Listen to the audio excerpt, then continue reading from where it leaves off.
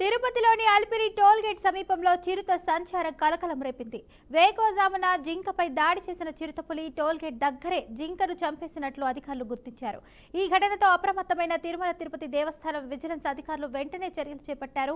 ఇక ఘాట్ రోడ్డు కాలిబాట మార్గాల్లో అయితే భద్రతను పెంచారు. ఇక భక్తులు అప్రమత్తంగా ఉండాలని, ఒంటరిగా ప్రయాణించకుండా జాగ్రత్తలు పాటించాలని అధికారులు సూచిస్తున్నారు. తిరుమల అటవీ ప్రాంతం కావడంతో అడవి జంతువుల సంచారం సహజమని, భద్రతా చర్యలు మరింత కట్టుదిట్టం చేసినట్లు విజిలెన్స్ అధికారులు తెలిపారు. తిరుపతిలోని అలిపిరి టోల్ గేట్ సమీపంలో చిరుత సంచారం కలకలం రేపింది. వేకోజామున జింకపై దాడి చేసిన చిరుతపులి టోల్ గేట్ దగ్గరే జింకను చంపినట్లు అధికారులు గుర్తించారు. ఈ ఘటనతో అప్రమత్తమైన తిరుమల తిరుపతి దేవస్థానం విజిలెన్స్ అధికారులు వెంటనే చర్యలు చేపట్టారు. ఘాట్ రోడ్డు కాలిబాట మార్గాల్లో భద్రతను పెంచారు. ఇక భక్తులు అప్రమత్తంగా ఉండాలని, ఒంటరిగా ప్రయాణించకుండా జాగ్రత్తలు పాటించాలని అధికారులు సూచిస్తున్నారు. తిరుమల అటవీ ప్రాంతం కావడంతో అడవి జంతువుల సంచారం సహజమని, భద్రతా చర్యలు మరింత కట్టుదిట్టం చేస్తున్నట్లు విజిలెన్స్ అధికారులు తెలిపారు. అలిపిరి టోల్ గేట్ సమీపంలో చిరుత సంచారం కలకలం రేపింది. వేకువజామున జింకపై దాడి చేసిన చిరుతపులి టోల్ గేట్ దగ్గరే జింకను చంపినట్లు అధికారులు గుర్తించారు. ఈ ఘటనతో అప్రమత్తమైన తిరుమల తిరుపతి దేవస్థానం విజిలెన్స్ అధికారులు వెంటనే చర్యలు చేపట్టారు.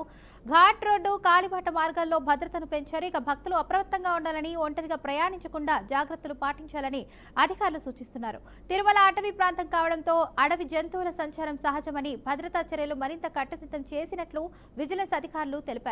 ఇదే అంశానికి సంబంధించి పూర్తి సమాచారాన్ని మా రీజనల్ కోఆర్డినేటర్ సుధీర్ అందిస్తారు. సుధీర్, చెప్పండి, దీనికి సంబంధించిన అప్డేట్స్ ఏంటి?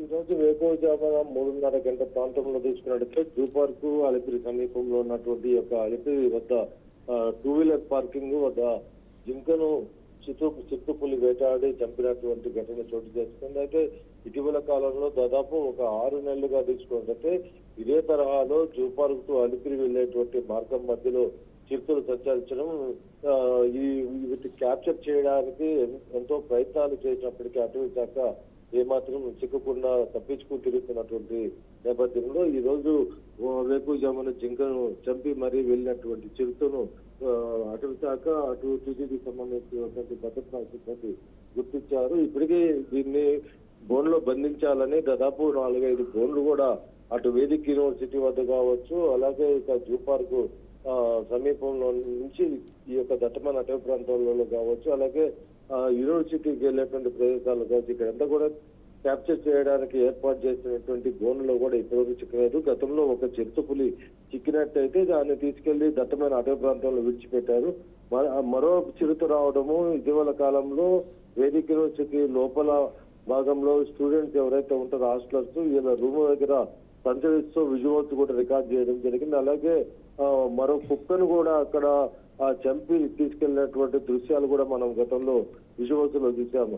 మొత్తం మీద ఈ యొక్క అటవీ లోపల ఉన్నటువంటి జింకలన్నీ కూడా దట్టమైన అటవీ ప్రాంతం నుంచి ఇటు జూ పార్క్ రోడ్డు దాటి పక్కన ఉన్నటువంటి యూనివర్సిటీలోకి రావడము, అవిటిని వేటాడడానికి వస్తున్నటువంటి చిరుతలుగా గుర్తిస్తున్నారు. ఎందుకంటే ఇటీవల కాలంలో ఈ యొక్క అటవీ ప్రాంత రోడ్డు ఏదైతే జూ పార్క్ రోడ్డు ఉందో ఇక్కడ ఎక్కువ ఫాస్ట్ ఫుడ్ బండ్లు కావచ్చు, ఆహారాలు ఇవన్నీ కూడా ఎక్కువ పెట్టడంతో ఈ యొక్క పడేసినటువంటి చెత్తలు, అక్కడ ఉన్నటువంటి వ్యర్థ పదార్థాలు తినడానికి వస్తున్నటువంటి జింకలు గుర్తించాము. కేవలం రాత్రి 1 గంట దాటిన తర్వాత రోడ్డు మొత్తం జింకలమయంగా ఉండేటువంటి పరిస్థితి ఉంది.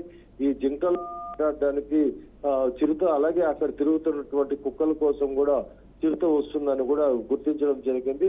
అయితే దీన్ని పూర్తిగా నియంత్రించాలనేటువంటి ధోరణిలో అటవీ శాఖ ఇన్ని చర్యలు చేపట్టినప్పటికీ ప్రస్తుతం సంచరిస్తున్నటువంటి చిరుతను మాత్రం బంధించలేకపోతున్నారు. దీన్ని ఎలాగైనా పట్టాలని ఇప్పటికే సీసీ కెమెరాలు కూడా అక్కడక్కడ ఏర్పాటు చేసి అబ్జర్వ్ చేస్తున్నటువంటి పరిస్థితి ఉంది. అయితే ప్రస్తుతం మరో కొన్ని బోన్లు కూడా ఏర్పాటు చేస్తామని కూడా అటవీ శాఖ తెలపడం జరిగింది.